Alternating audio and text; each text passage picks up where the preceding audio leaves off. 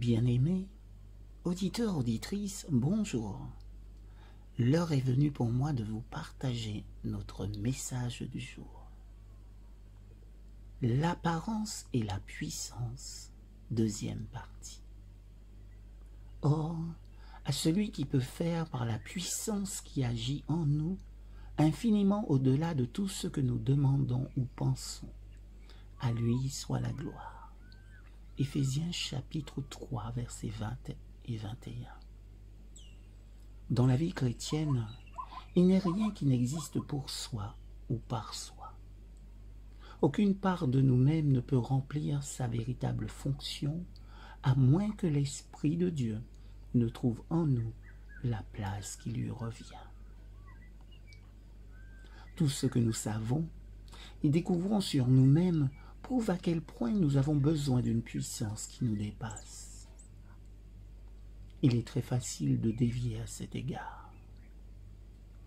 La force de vivre pour le Christ n'est pas naturelle, mais surnaturelle.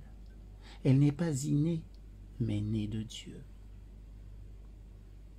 C'est en comptant continuellement sur lui que nous renouvelons cette force, que nous la nourrissons.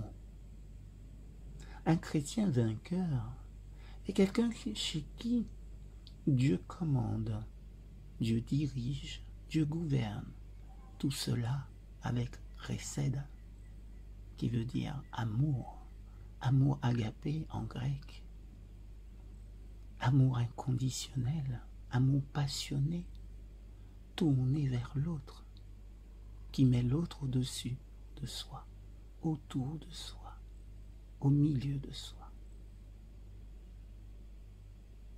Parmi ceux qui se disent chrétiens, seuls triomphent ceux qui sont poussés, dirigés et conduits par l'Esprit Saint. On ne peut pas réduire la spiritualité à un système, à une machinerie ecclésiastique placée sous la direction des hommes. La forme de la religion, son rituel, ses institutions, son organisation, constituent un moyen en vue d'une fin. La plupart des systèmes religieux tendent vers un excès de machinerie et développent de parfaits formalistes. La vérité se sclérose et devient une routine désespérante. La fausseté est inhérente à la religion de pure forme. Elle résulte d'une représentation erronée de la vie spirituelle.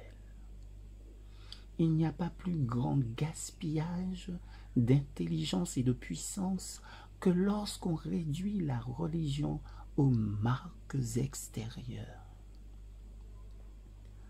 Le juif avait la loi, mais ne reconnaissait pas l'esprit qui l'inspirait.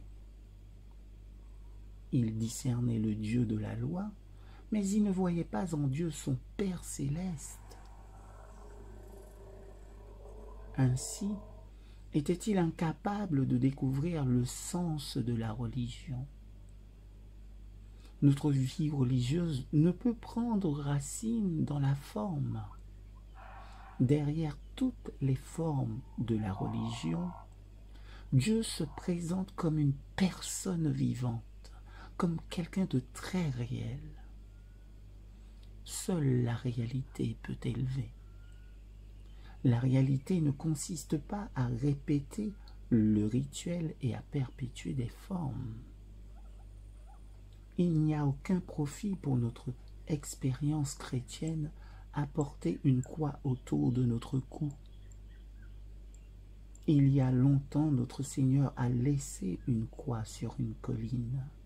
Et sur cette croix, le Dieu vivant s'est donné réellement pour notre salut et notre rédemption.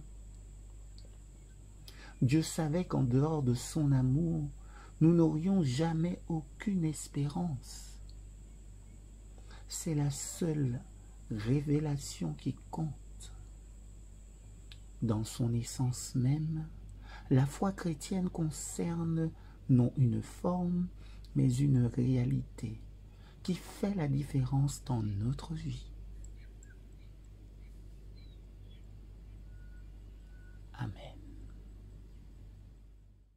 Be with me, Lord, I cannot live without thee. I dare not try to take one step alone. I cannot bear the loads of life unaided. I need thy strength to lean myself upon.